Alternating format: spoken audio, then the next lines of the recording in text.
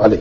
بنت من بناتنا كانت بتقول أمس إنها بتحب شاب بقالها 7 سنين وتقدم إلى آخره. أنا أذكر أنني أجبت عليها وقلت يا أخواتي ما فيش حاجة اسمها يعني إن بنت تحب شابا قبل أن ترتبط بارتباطا شرعيا.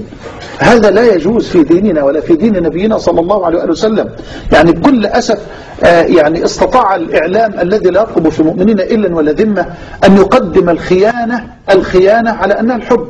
يعني مسلسل 30 حلقة في الخيانة باسم الحب، والبنت مسكينة أو الزوجة مسكينة تفلتت من القيود والضوابط وراحت تحب الرجل الثاني في الحرام لأن زوجها قصر في حقها. هل معنى أن يقصر الزوج في حق امرأة أن تذهب لتحب رجل آخر في الحرام؟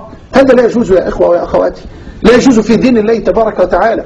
بل الحب الحقيقي حبك لزوجك الذي يعقد عليك عقدا شرعيا صحيحا. والحب يأتي بالعشرة وبالمعاملة.